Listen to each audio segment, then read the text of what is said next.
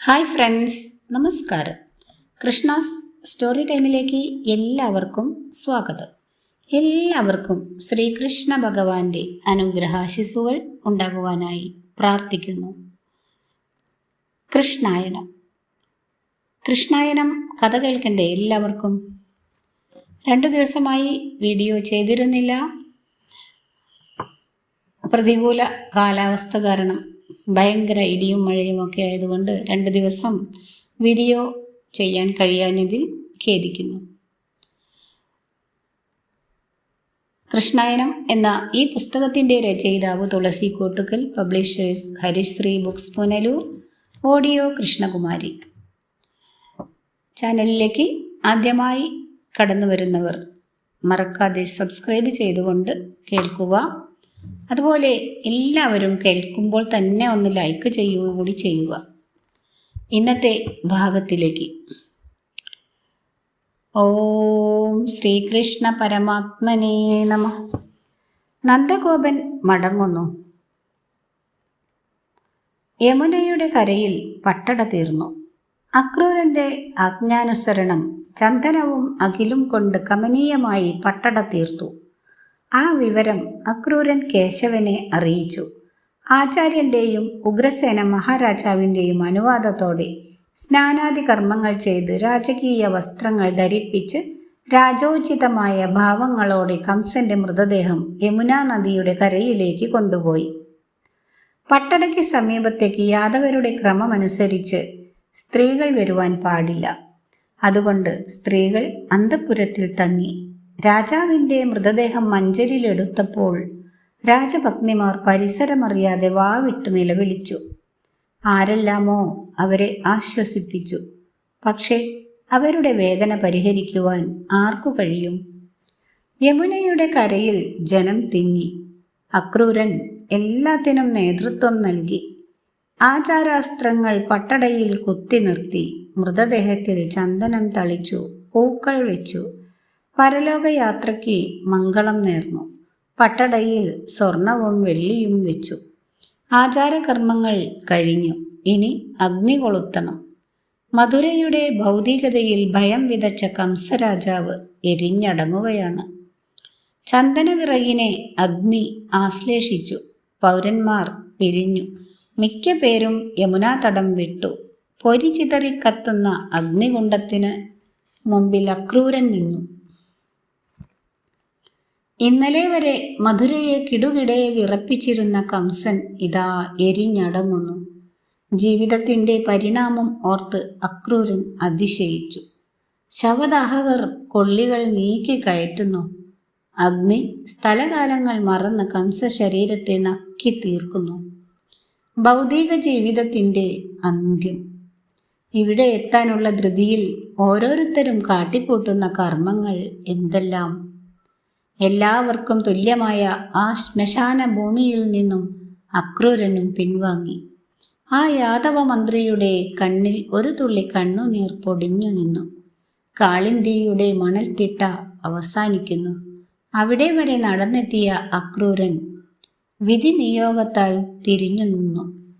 അകലെ കത്തിയമരുന്ന ചിത, കറുത്ത പുകവല്ലി കാറ്റിൽ പടർത്തി കയറുന്നു. ചിതയ്ക്ക് ചുറ്റും നിഴൽ പോലെ പെരുമാറുന്ന ശവദാഹകർ ഒരു യുഗത്തിന് മറശ്ശീല വീഴുകയാണ്. മാതാവിൻ്റെ ശാപം ഏറ്റുവളർന്ന ബീജം രാക്ഷസരൂപിയായി ഭീഷണപ്രതാപവാനായി ദേവലോകം അടക്കി സർവ ഐശ്വര്യവും സ്വകീയമാക്കി ഭരണം നടത്തി. ഒടുവിൽ ആ കംസൻ ഇതാ മണ്ണിലമരുന്നു. ഇതാണ് ജീവിതം. നനവാർന്ന മുഖം അക്രൂരൻ കരതലം കൊണ്ട് തുടച്ചു. കൊട്ടാരത്തിലേക്ക് വേഗത്തിൽ നടന്നു. ഇന്നലെ വരെ കണ്ണൻ നന്ദഗോപന്റെ പ്രിയ മകനായിരുന്നു.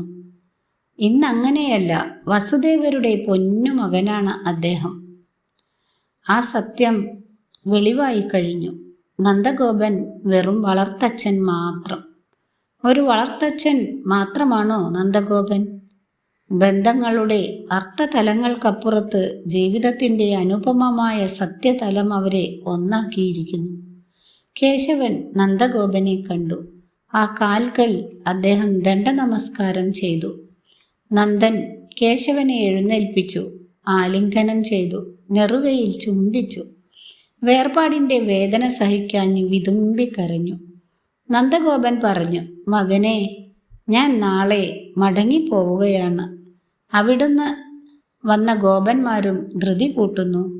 കംസന്റെ ശവമടക്ക് കഴിഞ്ഞ സ്ഥിതിക്ക് ഇനി ഇവിടെ തങ്ങേണ്ട കാര്യമില്ല.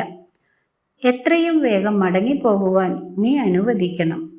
ബലരാമൻ ഇത് കേട്ടു പറഞ്ഞു, അങ്ങ് ഉടനെ മടങ്ങിപ്പോകുന്നു എന്ന് പറയുമ്പോൾ ഞങ്ങളുടെ മനസ്സ് വിരഹവേദന കൊണ്ട് വിതുമ്പുന്നു.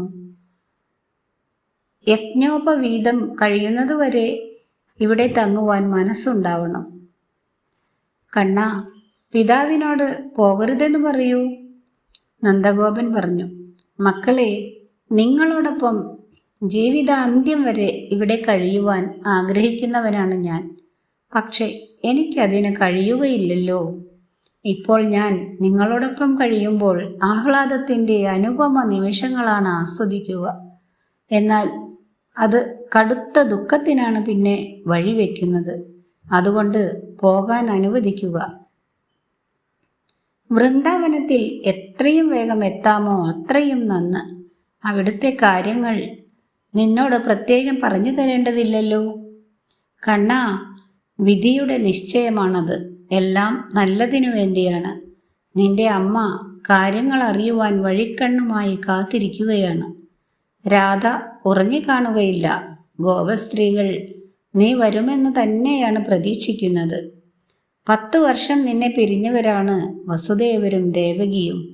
അവരെ ആശ്വസിപ്പിക്കാതെ നിനക്ക് വരുവാനും ആവുകയില്ല.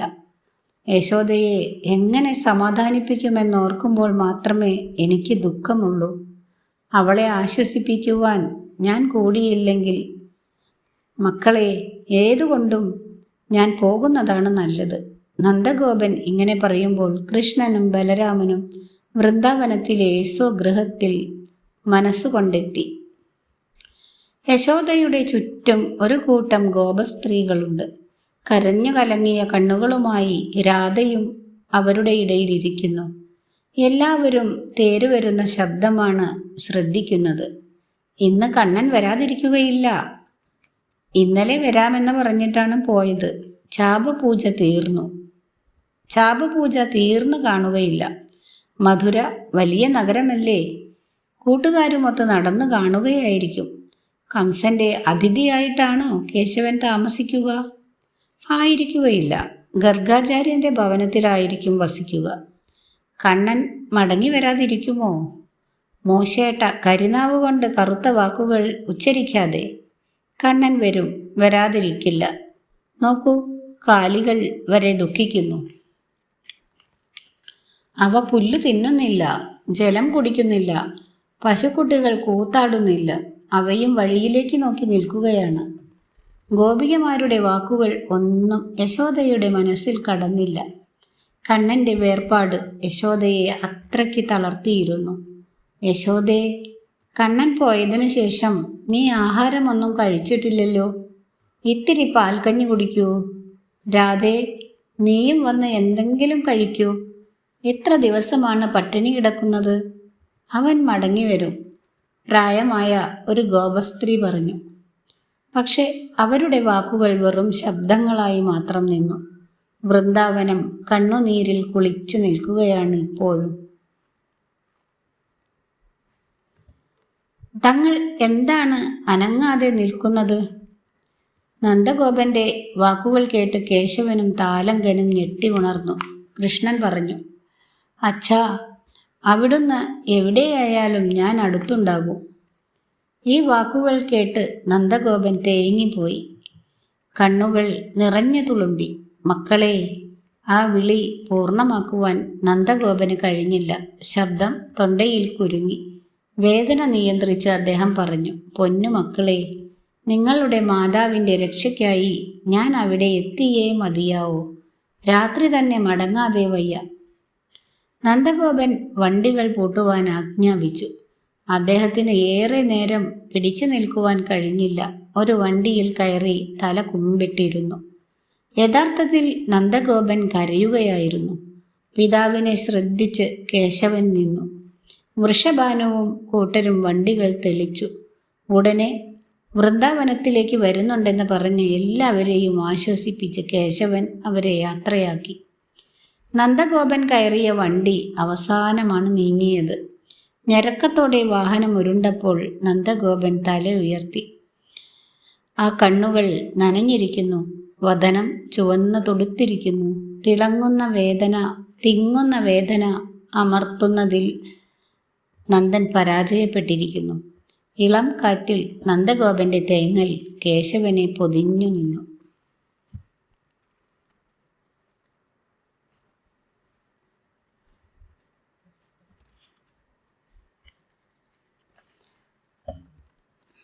അടുത്ത ഭാഗം അമ്മയുടെ മുൻപിൽ. വൃന്ദാവനത്തിൽ നിന്നും വന്നവർ മടങ്ങി. അവസാനത്തെ വണ്ടിയും പോകുന്നതുവരെ കൃഷ്ണനും ബലരാമനും നിന്നു. സായാഹ്നത്തിന് കരിനിറം നൽകിക്കൊണ്ട് രജനി വന്നു. കേശവനും ബലരാമനും കംസന്റെ കൊട്ടാരത്തിലേക്ക് നടന്നു. കൃഷ്ണന്റെ മനസ്സിൽ വൃന്ദാവനം തെളിഞ്ഞു വന്നു. യമുനയുടെ കരയിൽ ഗോപവാടങ്ങൾ കൊണ്ട് നിറഞ്ഞ മനോഹരമായ പ്രദേശം.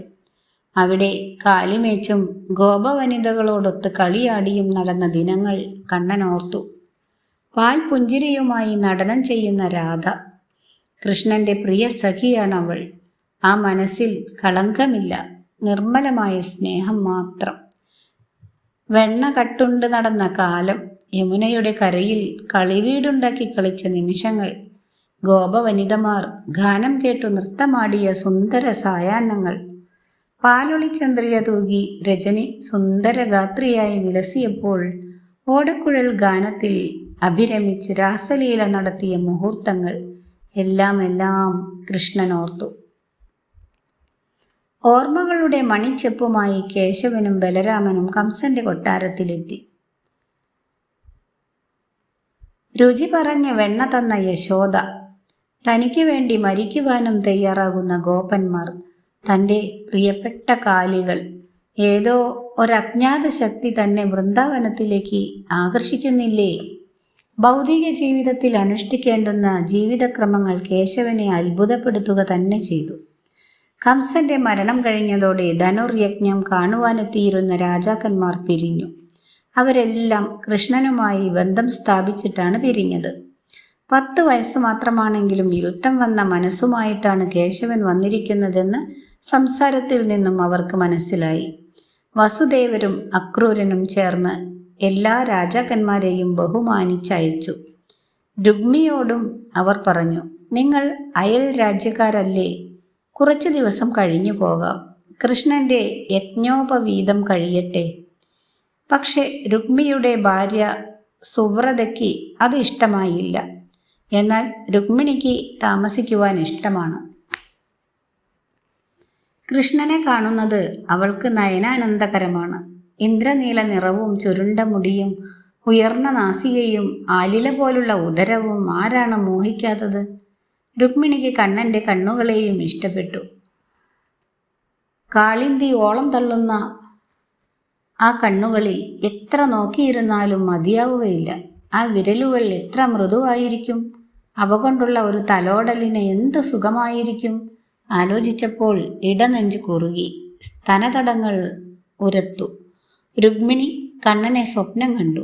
മാലകൾ ധരിച്ച് പീതകൗശേയധാരിയായി ഓടക്കുഴലും കോലക്കുഴലുമായി നൃത്തം ചെയ്യുന്ന കേശവനെയാണ് അവൾ സ്വപ്നം കാണുന്നത്. എത്ര ശ്രമിച്ചിട്ടും കൃഷ്ണന്റെ രൂപം മറക്കുവാൻ കഴിയുന്നില്ല. സ്വപ്നത്തിൽ ആ രൂപം ഒന്നുകൂടെ തെളിയിക്കുവാൻ രുക്മിണി മോഹിച്ചു. കംസന്റെ മരണം രുക്മിണിക്ക് ഇഷ്ടപ്പെട്ടു. കംസനെക്കുറിച്ചുള്ള വാർത്തകൾ അവൾ അറിഞ്ഞു വച്ചിരുന്നു. ആ ചെയ്തികൾ അവൾ മനസ്സിലാക്കുകയും ചെയ്തു. രാക്ഷസനായ കംസൻ എത്ര നിരപരാധികളെ സ്വന്തം നേട്ടത്തിനു വേണ്ടി കൊന്നിരിക്കുന്നു. അങ്ങനെയുള്ള ഒരു ദുഷ്ടനെ വധിച്ചതിലൂടെ കേശവൻ ലോകത്തിന് പുണ്യമാണ് ചെയ്തിരിക്കുന്നത്. കംസന്റെ അതേ സ്വഭാവമാണ് തൻ്റെ സഹോദരനും. അതുകൊണ്ടാണല്ലോ അവർ സുഹൃത്തുക്കളായിരുന്നതും. വസുദേവരുടെ വാക്കുകൾ ശ്രദ്ധിക്കാതെ അപ്പോൾ തന്നെ രുക്മി മടങ്ങുക തന്നെ ചെയ്തു. മധുര വിടും മുമ്പ് മാർഗത്തിൽ എവിടെയെങ്കിലും മാധവനെ കാണാനാകുമെന്ന് രുക്മിണി വിശ്വസിച്ചു. നിരാശയായിരുന്നു ഫലം. അതോടെ രുക്മിണി മാധവനെക്കുറിച്ച് കൂടുതൽ ചിന്തിക്കുവാൻ നോക്കി. ധാരാളം യാദവർ കംസന്റെ ഭരണകാലത്ത് മധുര വിട്ടു പോയിരുന്നു. രാജാവിൻ്റെ മരണം ആഹ്ലാദത്തോടെയാണ് അവർ സ്വാഗതം ചെയ്തത്. എങ്കിലും എല്ലാവരും ഒരു കാര്യം ഓർക്കുന്നു: കംസന്റെ ഭാര്യാപിതാവ് ജരാസന്ധനാണ് ശക്തിമാൻ ചക്രവർത്തി. ആരാലും പരാജയപ്പെടുത്തുവാനാവാത്ത അദ്ദേഹം മധുരയിലേക്ക് പട നയിച്ചു വരുവാൻ സാധ്യതയുണ്ട്. വന്നാൽ രക്തക്കളമായിരിക്കും. കൃഷ്ണനെ പിടിച്ചു നിൽക്കുവാൻ കഴിയുമോ എന്നറിയുകയില്ല. അതുകൊണ്ട് മധുരയ്ക്ക് പോകാതിരിക്കുന്നതാണ് നല്ലത്.